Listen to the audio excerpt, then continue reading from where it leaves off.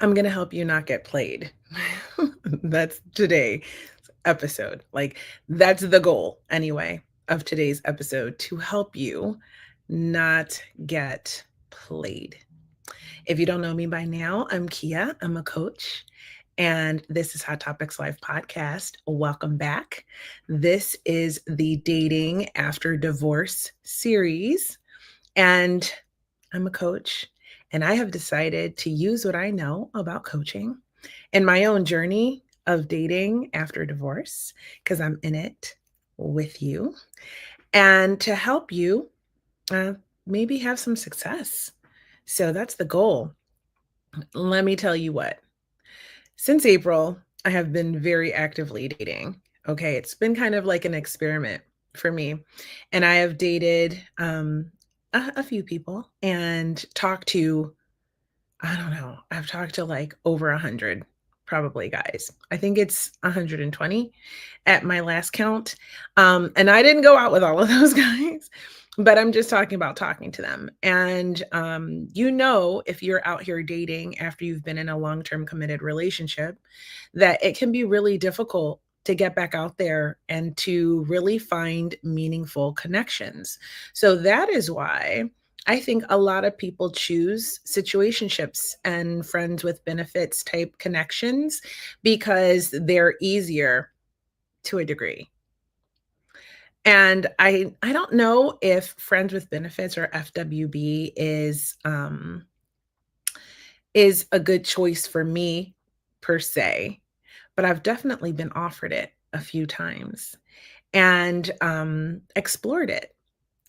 And so I wanted to talk about it a little bit because I know some people out there might be being presented with this situation and don't really know how to navigate it, especially if you are new to the digital dating landscape, if you have been in a long-term committed relationship, if you have been, out of the game, essentially. You may have lost kind of your edge, or it's all new again, and what worked back when you were dating 5, 10, 15, 20, 25, 30 years ago is not the same anymore.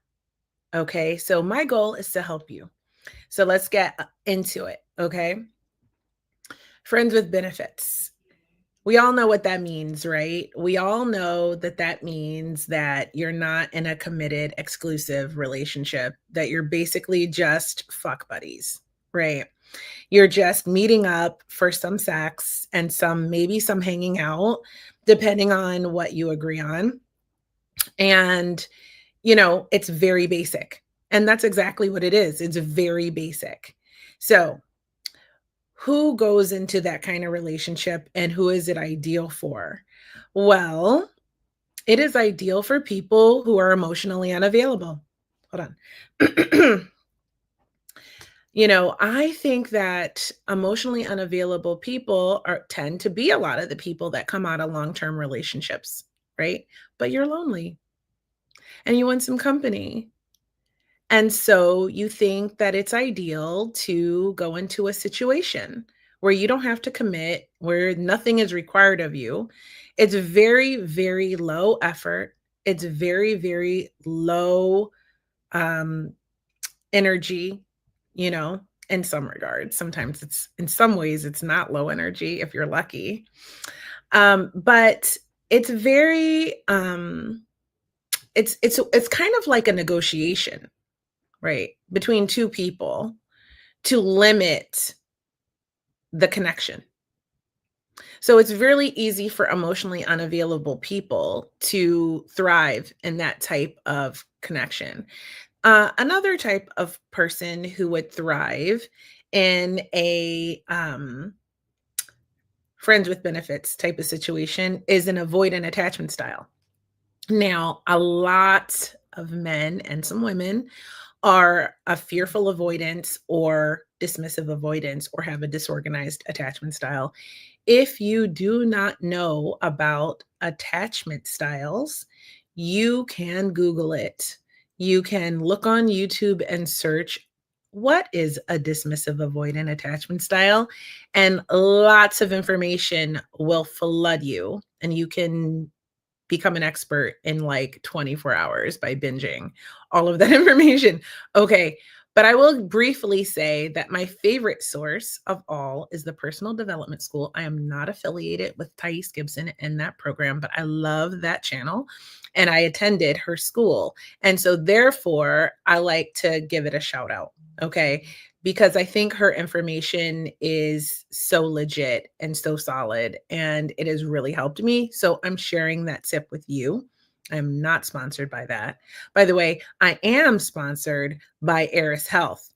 And I'd like to give Eris Health a quick shout out before I continue. She's building a mental health app.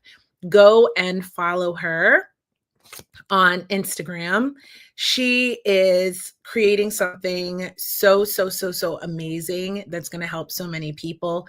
She's producing it now. It's being built. It's going to be an app. It's going to be life-changing, revolutionary, all of those amazing things. Go and watch, go support. If mental health is something important to you, you should keep an eye on this. Go to Instagram, support her. So that said, I am not sponsored by the Personal Development School. Okay. But I think that's the best place to go and learn about it. One of the best places. And so an avoidant attachment style, whether they're fearful or dismissive, will thrive actually in a friends with benefits situation. Okay. Because it doesn't ask too much of them, right? They get to be detached and avoid emotional connection in depth while fulfilling physical needs. And depending on what you negotiate in this type of agreement, because it's an agreement, okay, that it depends on what kind of time you're going to spend together as well. So think of friends with benefits as a negotiation of an agreement. You have to negotiate that before you get involved. But I am getting ahead of myself. We're going to dive into that a little bit more. But realize that if you're going to do this, that's what it is. You know, you are probably going to be dating you are either an emotionally unavailable or an avoidant attachment style. And you are going to thrive in that type of situation because it doesn't ask much of you. It's a very low effort. And technically, a lot of the people, especially men, because I date men, all right? So a lot of the men that I talk to on the dating apps, okay, because that's where I was dating mostly. I do in-person date as well. And they are low effort. They don't want to make effort. A lot of them, especially after a divorce, feel bitter, are still very wounded.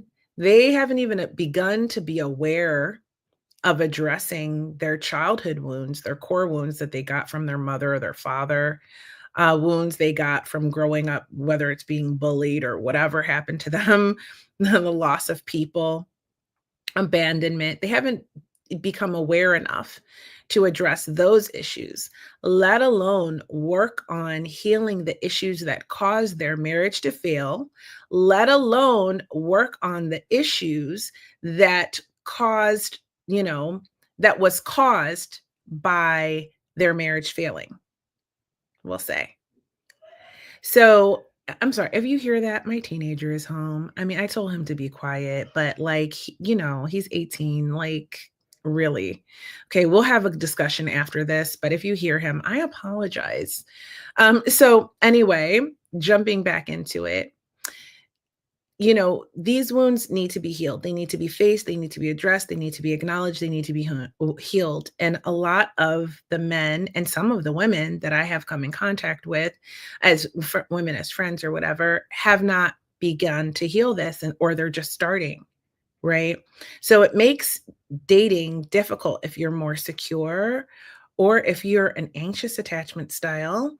And you're drawn to an avoidant, because that's kind of the connection that usually happens. If you are someone who's a little bit more needy, a little bit more clingy, you're usually attracted to the person who's like detached and more distant. right? And that person's actually attached to you initially because you're really nurturing, and that's something that they probably lacked. Avoidance typically comes from emotional neglect. It's one of the causes. And as a child, and so that nurturing energy, that desire to want to be with them and kind of put them on a pedestal and all of that stuff that anxious attachers can do, typically is it really attractive to an avoidant attachment style at first, right? And so what ends up happening is they then tell you, um, I'm not really ready for anything serious.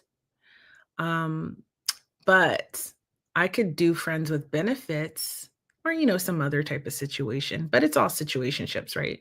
So, um, it's really important to navigate this well because you can, if you are just out of a marriage or you're not quite ready to have someone that's really serious in your life, this could actually work for you. So I'm not shading it. Like it could work for you, but there are some do's and don'ts, okay, that can keep you from getting played and getting hurt. And I want to share those with you now. So if you are going to consider friends with benefits, I do not because I think it's basic. I am from the old school, right? So I like dating. And I'm not saying that dating has to go anywhere, like it has to get super serious, but I like options. And I like the option for it to get more serious in time. And if it doesn't, it doesn't.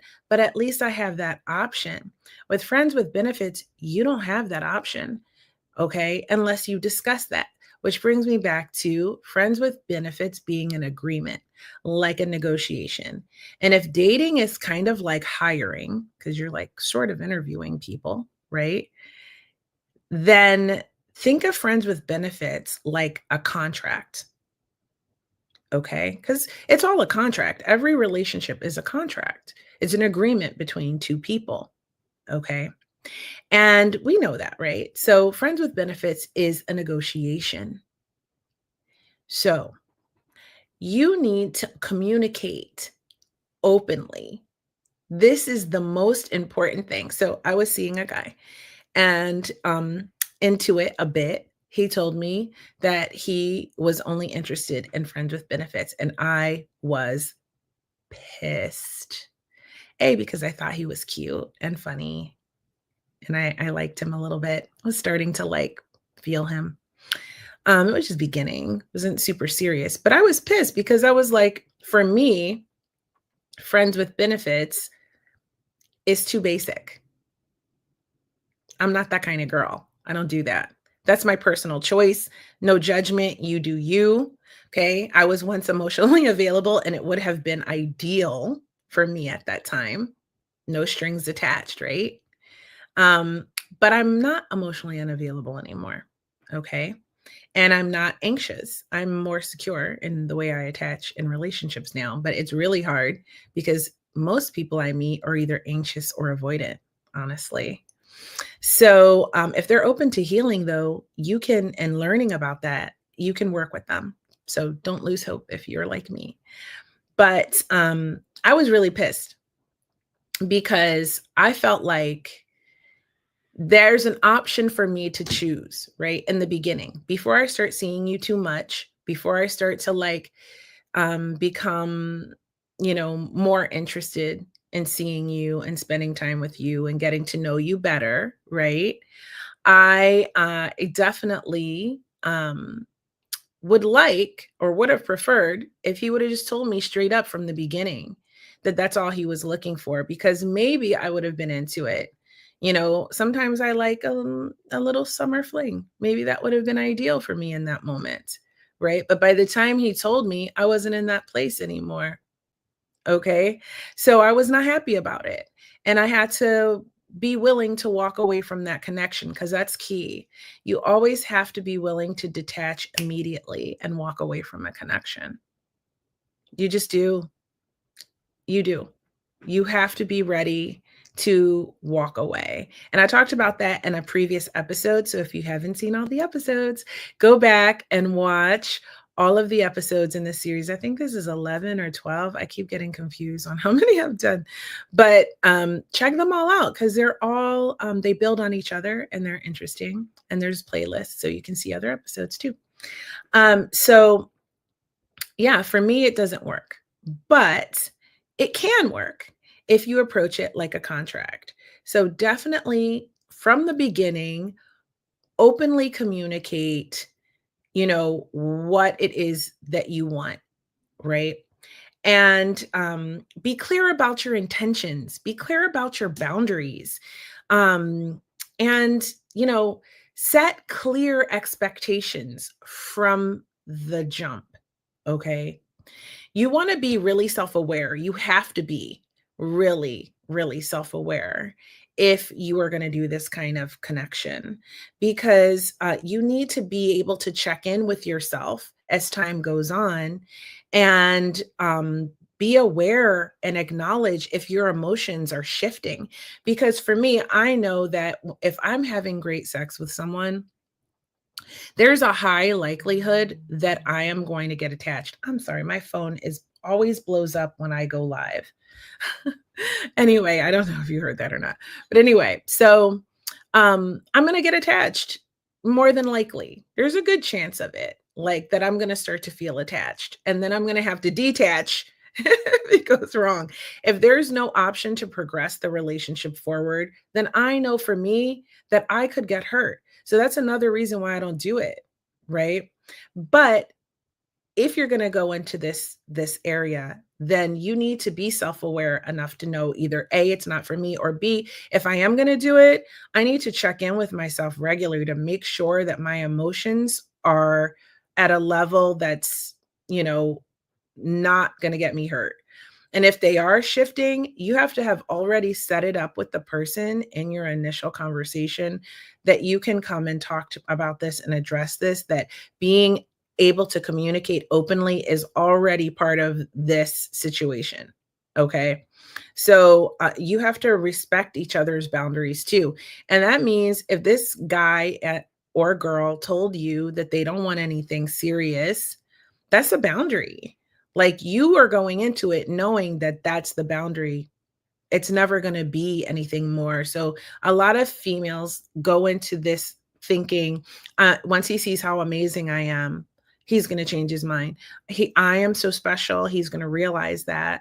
Or I'm going to work so hard and be a pick me girl or a pick Misha, then do everything for him and show him how amazing I am and prove to him what a good catch I am, that he's going to change his mind or she's going to change her mind. And if they're not emotionally available, they are not going to change their mind and you are going to get played.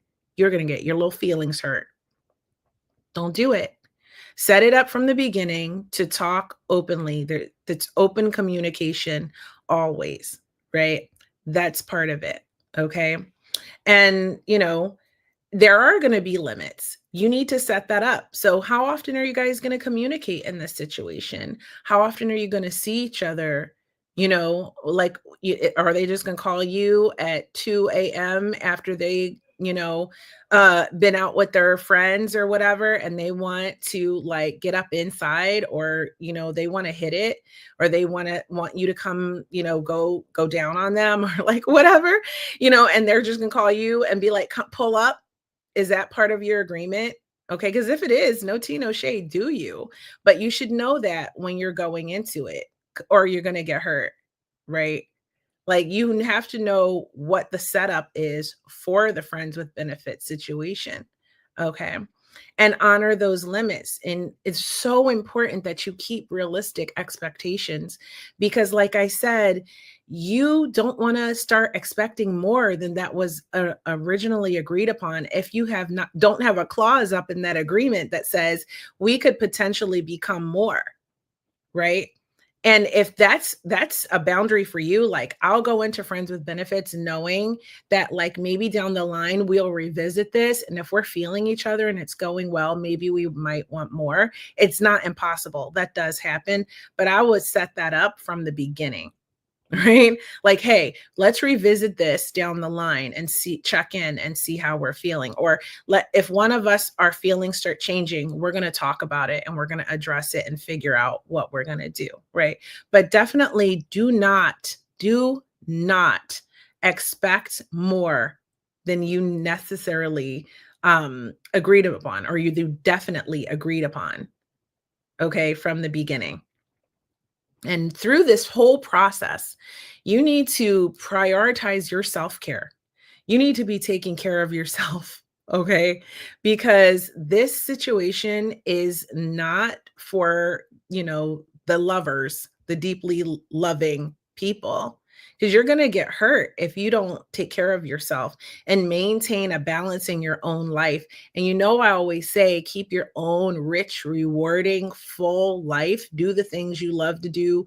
Get hobbies. Don't be just laying in your bed or laying on your couch watching TV, bored and lonely, and waiting on this person to hit you up as your only source of enjoyment and happiness and fulfillment in your life.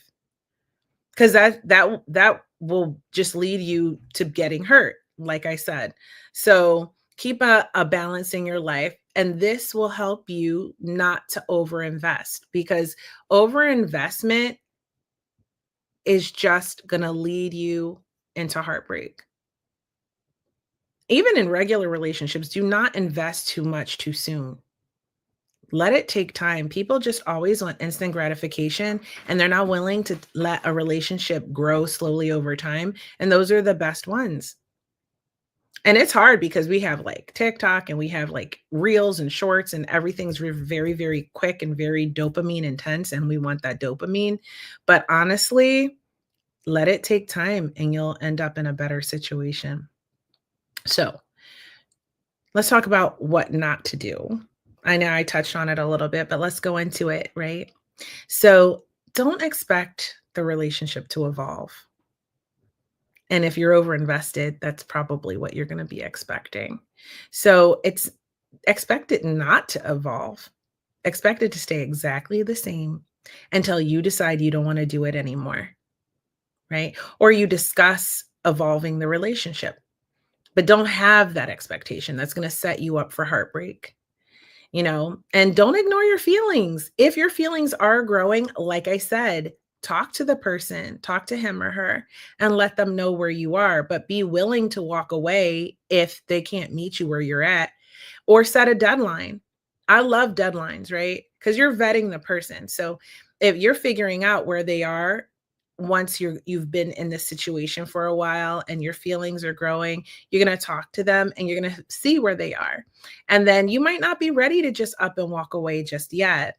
So set yourself a real legit deadline and know when it's time to walk away from the relationship.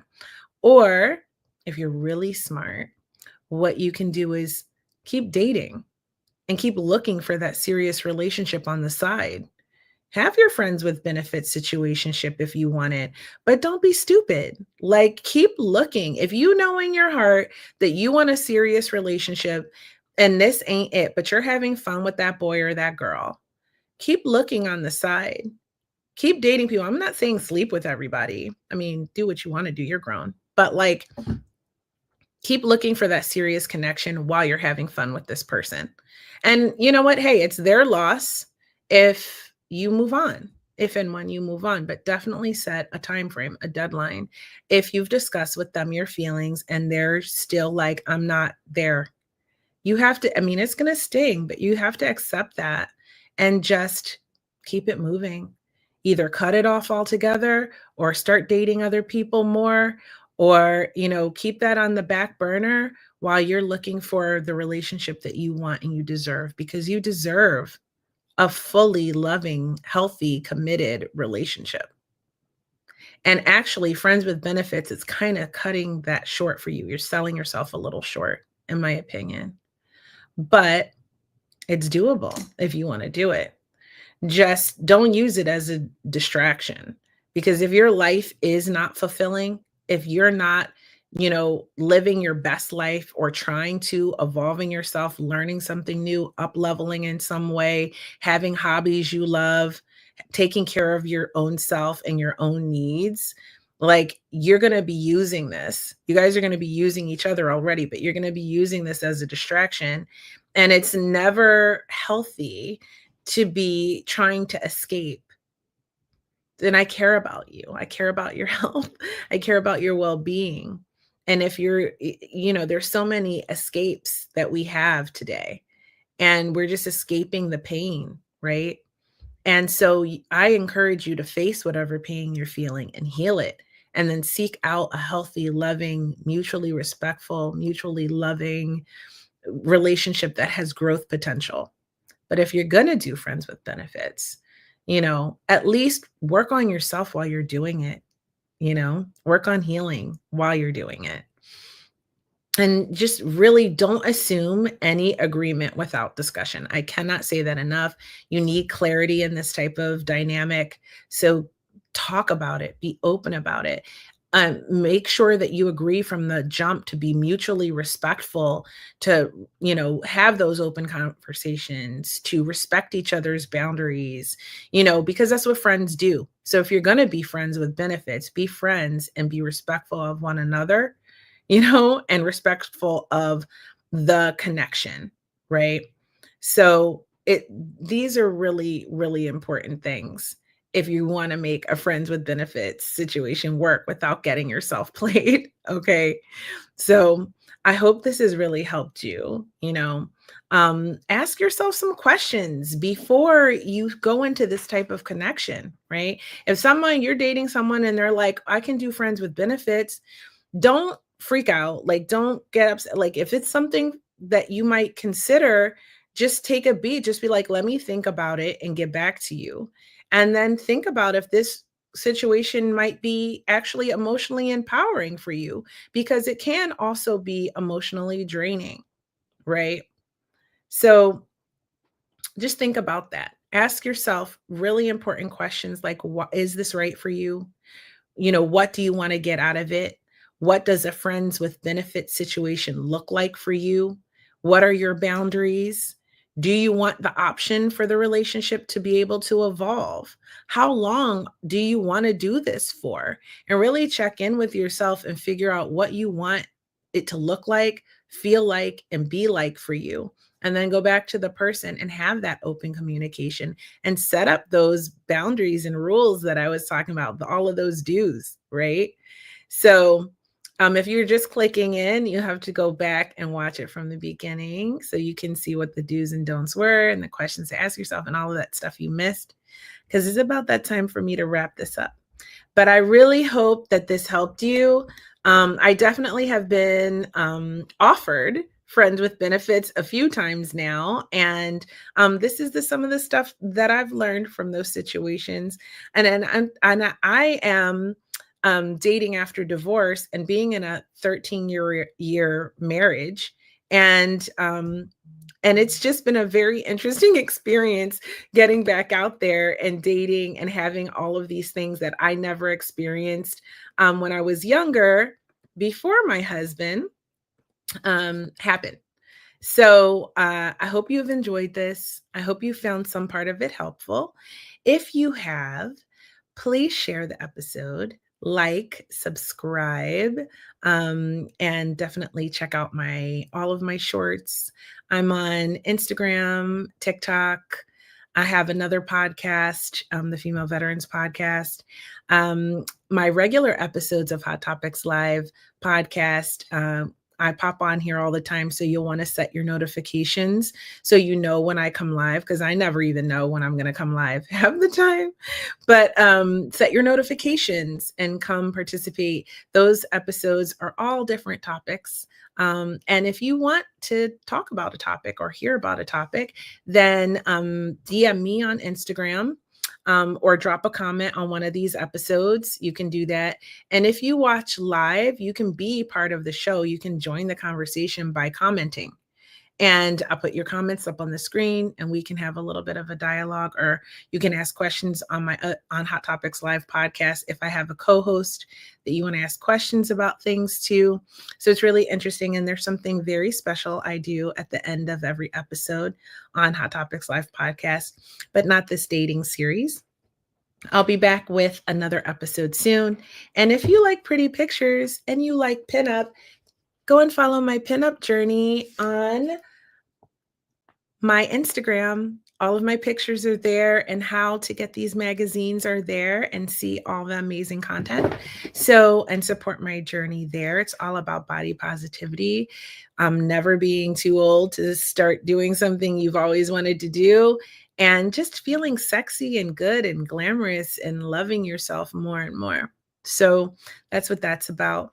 But thank you for watching. I really appreciate you. I love you guys, and I'll see you next time. Don't forget to set your notifications, okay?